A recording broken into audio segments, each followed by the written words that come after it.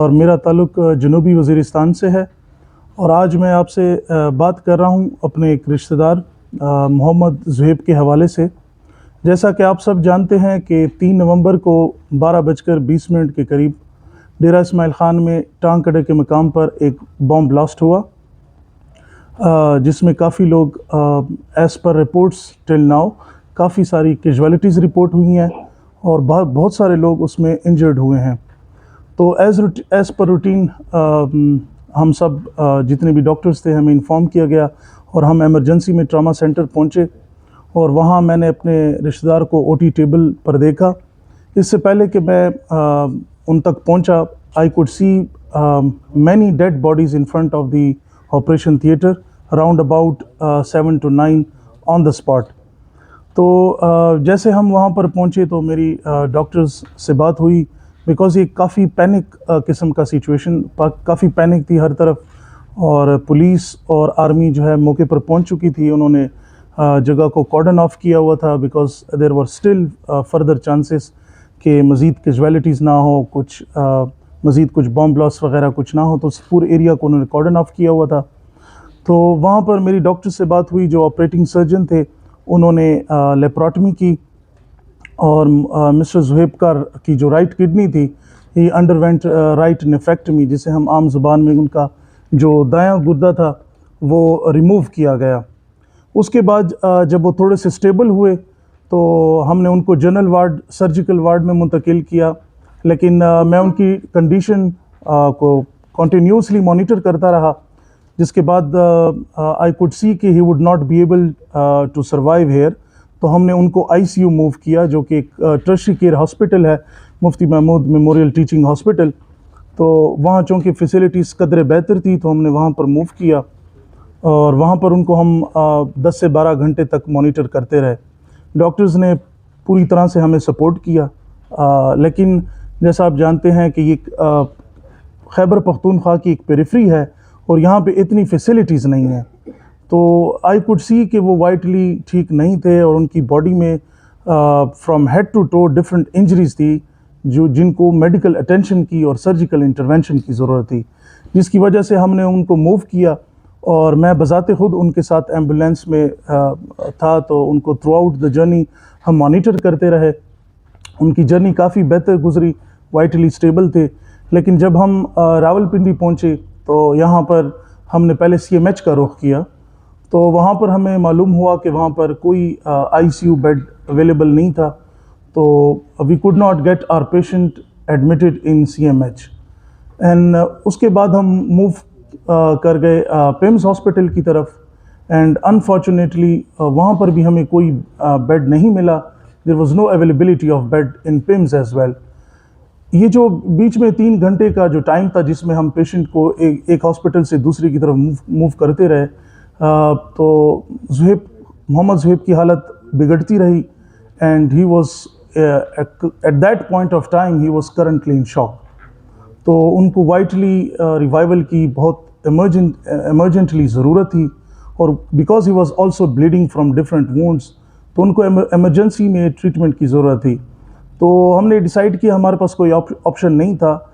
एक इंसान की कीमत हर चीज़ से, एक बाप के लिए, एक माँ के लिए, वालिदैन के लिए, भाइयों के लिए एक जान की कीमत बहुत इम्पोर्टेंस रखती है। तो उन्होंने डिस्पाइट कि उनके पास कोई रिसोर्सेज नहीं थी, and from a middle and below middle class family से इनका ताल्लुक़ था, तो उन्होंने डिसाइड किया कि इसको हम मूव करते हैं शिफा इंटरनेशनल हॉस्पिटल, क्योंकि उस वक्त हमारे पास चूँकि वो इतने अनस्टेबल थे कि हमारे पास चंद लम्हों का टाइम था। तो हमने उसको मूव किया, वहाँ इमरजेंसी में उनकी केयर हुई और वो पिछले 4 दिन से अभी तक हॉस्पिटलाइज हैं शिफा इंटरनेशनल हॉस्पिटल में। और अब तक he has underwent surgery for his debridement. उनको एक फ्रैक्चर है लेफ़्ट रेडियस का, जो कि कंपाउंड फ्रैक्चर है जिसमें प्लेटिंग की ज़रूरत पड़ेगी। और इसके अलावा उनके बैक के ऊपर पोस्टीरियरली थाइस के ऊपर, ग्लूटियल रीजन में और टांगों में पैलेट्स हैं। इसके अलावा शार्प नेल इंजरीज़ हैं और कुछ कंटूजन इंजरीज़ हैं चेस्ट के अंदर, चूँकि ये ब्लास्ट के काफ़ी करीब थे तो इनको वो इम्पैक्ट पड़ा है, जिसकी वजह से he has been hit on the ground, जिसकी वजह से उनके चेस्ट पे काफ़ी कंटूजन इंजरीज़ हैं। तो अब फ़िलहाल उन्होंने डिब्राइमेंट के लिए, जो रिपेयर के लिए प्लास्टिक सर्जन्स की टीम ने उनको कल ऑपरेट भी किया है और वो अल्हम्दुलिल्लाह काफ़ी बेहतर रिकवर कर रहे हैं इस वक्त। लेकिन मैं आप लोगों की जो तवज्जो है वो इस तरफ मरकूज़ करना चाहता हूँ। इस प्रेस कॉन्फ्रेंस का मकसद ये है कि हम प्रोविजनल गवर्नमेंट, अपने फेडरल गवर्नमेंट और हमारे प्राइम मिनिस्टर साहब, हमारे आर्मी चीफ साहब, उनकी तवज्जो इस चीज़ की तरफ मरकूज़ करें कि we are fighting a war on terror. और हम पिछले 10-12 साल से we were internally displaced due to the ongoing war on terror, जिसकी वजह से साउथ वज़ीरिस्तान से हम मुंतकिल हुए डेरा इस्माइल ख़ान की तरफ। और चूँकि इनकी फैमिली इतनी वेल ऑफ नहीं है, जैसा कि मैंने आपको पहले कहा, इनके वालिद साहब मेरे दाएं तरफ हैं और उनके बड़े भाई मेरे साथ बाएं साइड बैठे हुए हैं, क्योंकि इतने वेल ऑफ लोग नहीं हैं। तो ये जब वहाँ से इंटरनली डिस्प्लेस हुए तो इनको अपना घर बार सब कुछ छोड़ना पड़ा। तो यहाँ पर उनके लिए it was a matter of survival, it was just a matter of feeding from hand to mouth. इस तरह की कंडीशन में जब we are fighting a war on terror, हम अपने फ्रंट लाइन पे जितनी भी हमारी वॉरियर्स हैं उन सब की, लेकिन ये जंग एक शख्स से नहीं जीती जा सकती। We as civilians, we as a nation have to fight it together. अगर ये एक तरफा हो तो ये जंग हम कभी भी नहीं जीत पाएंगे। जैसे मैंने कहा कि हमें अपने फ्रंट लाइन सोल्जर्स की जो लॉस है, उनकी जो डैमेजेस हैं, उनका हमें बेहद अफसोस है और हम उनके साथ खड़े हैं। लेकिन सिविलियंस को इग्नोर करके, अगर इग्नोर किया जाता है तो ये जंग इस तरह नहीं जीती जा सकती। वो लोग जो कि बहुत ही गरीब घराने से ताल्लुक़ रखते हैं, वो अपनी ट्रीटमेंट कहाँ पर करें? जैसा कि मैंने आपको पूरा एक बैकग्राउंड दिया कि किस तरीके से हमने इस पेशेंट को मूव किया। तो ऐसे कंडीशंस में जो लोग जिनको इकोनॉमिक सपोर्ट की ज़रूरत है, वो अपने इकोनॉमिक सपोर्ट कहाँ से लाएं? पिछले 4 दिन से हम जितनी भी रिलेटिव्स थे, हमने इनके साथ ताउन किया। इनके बहुत सारे फ्रेंड्स जो यहाँ पर मौजूद भी हैं और कुछ इस वक्त हॉस्पिटल में हैं, उन्होंने भी हर लिहाज से, फिज़िकली, इमोशनली, इकोनॉमिकली, हर लिहाज से वो हम हमारे साथ खड़े हैं, हमें सपोर्ट कर रहे हैं। लेकिन इस वक्त ये ऐसे स्टेज पर पहुँच चुके हैं कि they have used each and every penny they had, all the resources they had have been brought into utilization already। और ये काफ़ी मिकदार में लोन्स भी इस हद तक ले चुके हैं कि किसी तरीके से हम पेशेंट को बेहतर से बेहतर केयर दे सकें। इससे पहले कि, चूँकि आप लोग मीडिया पर्सन, आप लोग पूरे मुल्क से हर किस्म के इवेंट को कवर अप करते हैं और आप लोगों की वजह से हमें ये अपडेट्स मिलती हैं। We are very thankful to all of you for giving us time even today. तो इससे पहले जब भी इस तरह के कोई ब्लास्ट्स होते रहे हैं तो वहाँ पर मीडिया की कवरेज तो थी, उसके अलावा एक नेशनल मीडिया के ऊपर एक न्यूज़ चलती थी और प्रोविजनल गवर्नमेंट, आपकी जो फेडरल गवर्नमेंट है, आपके प्राइम मिनिस्टर्स, आपकी जो army chief, everyone try to help to their maximum, और उनकी इवन कंपनसेशन की जाती थी। This is the first incident that I have personally come across, कि जिसकी अभी तक मीडिया में इतनी कोई खातिर खा कवरेज नहीं है। अभी तक किसी भी प्रोफेशनल गवर्नमेंट के किसी भी रिप्रेजेंटेटिव ने, किसी नुमाइंदे ने हमसे कोई रब्ता नहीं किया, इनके पेरेंट्स से या इनके भाइयों से कोई रब्ता नहीं हुआ उनका, ना हॉस्पिटल उन्होंने कोई विज़िट किया है। इसके अलावा फेडरल गवर्नमेंट जो है उनकी तरफ से भी not a single step has been taken. ना आपके जो हेल्थ मिनिस्टर हैं, हमारे हेल्थ मिनिस्टर साहब, उनको चाहिए कि वो विज़िट करें, इन पेशेंट्स का पूछें। सिमिलरली मेरी रिक्वेस्ट है, हमारी अपील है आर्मी चीफ से कि वो एक तो इस फैमिली की इकोनॉमिकली हेल्प भी करें और उनको जितना फैसिलिटेट कर सकते हैं ज़्यादा से ज़्यादा फैसिलिटेट करें। और वी वुड हाईली अप्रिशिएट कि अगर प्रोविजनल गवर्नमेंट से की तरफ से, फेडरल गवर्नमेंट की तरफ से या हमारे आर्मी चीफ साहब की तरफ से कोई रिप्रेजेंटेटिव इनको हॉस्पिटल में मिले। ये एक, मैंने जैसे आपको कहा कि हम एक जंग लड़ रहे हैं और ये हम एक तरफा कभी भी नहीं जीत पाएंगे। We have to stand with each other, we have to stand in any incident, we have to support each other. अगर एक सिविलियन कोई इंजर्ड होता है, कोई लॉस होता है, ये पूरी कौम का लॉस है। अगर एक military personnel fighting this war and terror, उनको इंजरीज आती हैं या शहीद होते हैं, तो ये पूरी कौम का लॉस है, ये एक फ़र्द का लॉस, पूरी कौम का नुकसान हो रहा है। तो हम एक्सपेक्ट कर रहे हैं कि इस वॉर ऑन टेरर में जो हम ट्राइबल्स का स्पेसिफिकली हम ट्राइबल्स का we are already we belong to a very neglected area. आप हमारे एरिया को देखें and you just glance at the rest of the country, you can see कि there is a massive difference between education, infrastructure, health facilities, हर लिहाज से एक massive difference है। We already belong to a very neglected area and we already need to be cushioned, we need to be supported. और specifically जब इस किस्म के कोई इंसिडेंट होते हैं तो ये एक गरीब बेल्ट से ताल्लुक़ रखने वाले लोग हैं, इनको इकोनॉमिक हेल्प की भी ज़रूरत है, इनको फिज़िकल इमोशनल सपोर्ट की ज़रूरत है। एंड एज अ नेशन हम सब ने इनके लिए एक स्टैंड लेना होता है कि हम इनको सपोर्ट करें कि हम हर मुश्किल की इस घड़ी में हम आप लोगों के साथ हैं। Any questions please? आप लोग मतलब ये जो अपील है आर्मी चीफ से, वज़ीर-ए-आज़म से, सदर से, अगर ये इस अपील पर उन्होंने मतलब आमद दरामद नहीं किया, मतलब माली मदद की जो आप लोगों ने अपील की, तो आगे का अमल फिर क्या होगा? देखिए, एज सिविलियंस तो आपके पास एक ही ऑप्शन रह जाता है, you have the right to protest.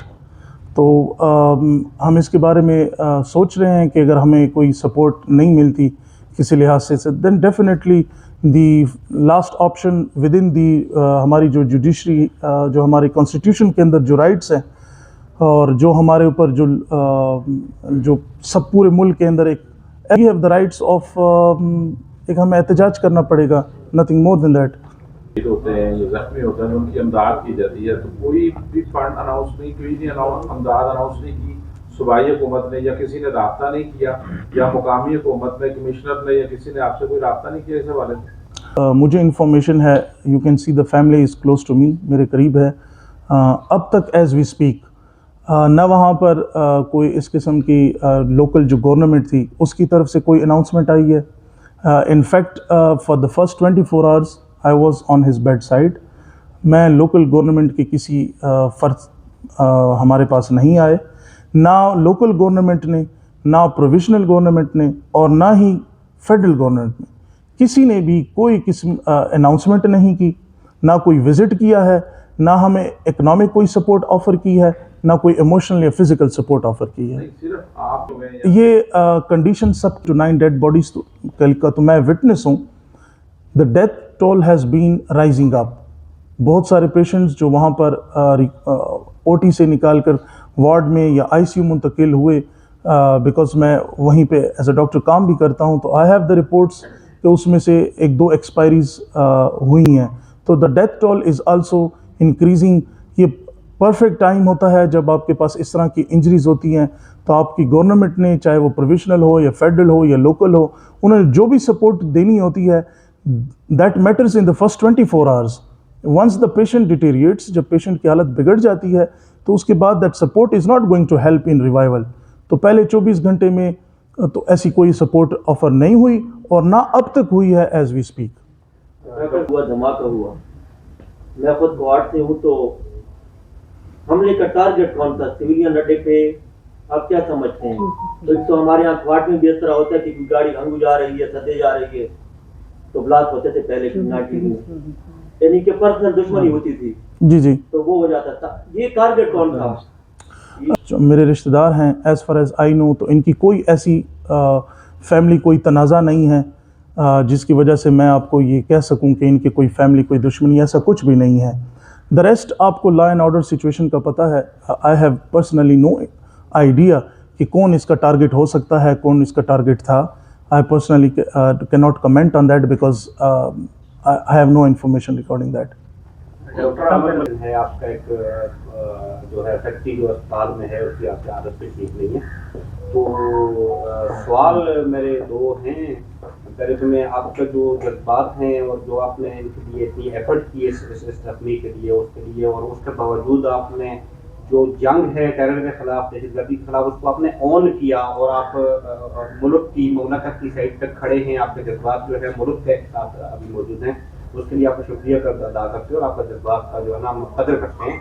सवाल ये है कि एक तो उस अस्पताल का नाम बता दें जहाँ पे आप एज ए डॉक्टर अपॉइंटेड हैं, और डॉक्टर जो है वो आप रेगुलर हैं या कॉन्ट्रैक्ट बेस पे हैं। एक दूसरा ये है कि आप देर फर्स्ट से एक ही पेशेंट को मॉनिटर कर रहे हैं, उसी को लेके चल रहे हैं, उसी को लेके मूव कर रहे हैं, और आप उस अस्पताल के डॉक्टर हैं, तो क्या आप दूसरे मरीजों को इग्नोर करके कोई थोड़ा सा आप अपनी प्रोफेशनल जो है उसको क्या कहते हैं उसको नज़रअंदाज नहीं कर रहे अपनी रिस्पॉन्सिबिलिटी को? ऑफिसर हूँ इंटरनल मेडिसिन में, और जहाँ तक आपकी उसकी बात है कि आप एक पेशेंट को इग्नोर कर रहे हैं, तो as a human being, even as a doctors, हम भी इंसान हैं, और हमारी कुछ फैमिली की तरफ से भी हमारी कुछ वो होती हैं, रिस्पॉन्सिबिलिटीज़ होती हैं। तो मैं फ़िलहाल अपनी वहाँ से, चूँकि मैं एक ट्रेनिंग मेडिकल ऑफिसर हूँ, तो मैंने वहाँ से लीव के लिए अप्लाई किया, और मैंने एमरजेंसी बेस पर लीव के लिए अप्लाई किया, और अपना जो मेरे कोलीग्स हैं उनको कवर के लिए अरेंज किया। तो एज़ फार एज़ जो मैं यहाँ आपके सामने हूँ, तो जो मेरी रिस्पॉन्सिबिलिटीज़ हैं, they are perfectly covered up. उनमें कोई there will be no mishap in that, वो परफेक्टली कवर्ड हैं। दूसरी बात, मैं Mufti Mahmood memorial teaching hospital में काम करता हूँ, और जो विक्टिम्स हैं, जो इंजर्ड लोग थे, they were brought to a district headquarter hospital. तो मेरी जो खिदमात हैं वो बेसिकली एक दूसरे हॉस्पिटल में है, from the one in which these victims are being treated and looked after. I hope that answers your question. Doctor साहब, ये बताएं कि कोई रिटर्न में या वर्बली किसी कमिश्नर से, लोकल गवर्नमेंट से या सूबाई गवर्नमेंट से, या यहाँ आपके फेडरल में आके किसी से कॉन्टैक्ट किया है कि आप हमारी हेल्प करें, हम इस इशू में इंगेज हैं? हो सकता है कि किसी के इल्म में ना हो। आपके लिए इन लोगों को अप्रोच करना शायद बहुत आसान होता है, क्योंकि आपने इनके मल्टीपल इंटरव्यूज़ करना होते हैं, you are in the same field with them. हम सिविलियंस का इतना इनके साथ 1-to-1 इन टच हम लोग नहीं रहते जैसे आप लोग इनके साथ रहते हैं। हम आप लोग, इस प्रेस कॉन्फ्रेंस का मकसद ये है कि हम सबको एक मैसेज कन्वे कर दें कि जो लोग हमसे कांटेक्ट भी करना चाहते हैं, हम एक मैसेज दें कि ये हमारे मसाइल हैं, और जो लोग हमसे कांटेक्ट करना चाहते हैं, तो शिफा इंटरनेशनल हॉस्पिटल में इस वक्त सर्जिकल स्टेप डाउन ICU में पेशेंट पड़े हुए हैं। बेड 7 पे मोहम्मद सुहेब उनका नाम है, कि वो हमसे रब्ता करें। हमारे लिए मिनिस्टर्स, कोई किसी फेडरल गवर्नमेंट का या किसी प्रोविजनल गवर्नमेंट का, he is not in the approach कि हम आपको प्रोटोकॉल्स का पता है कि हमारे लिए इतना आसान नहीं है कि हम उनको रीच आउट करें। तो दूसरी बात, at this point of time हम चाहते हैं कि हम अपने पेशेंट के साथ रहें, उसको जितना सपोर्ट दे सकते हैं वो दें, और इस प्रेस कॉन्फ्रेंस का बुनियादी मकसद ये है कि उन सबको एक मैसेज दें कि अगर आप इंटरेस्टेड हैं तो this is the place, these are the concerned people that you can get in touch with.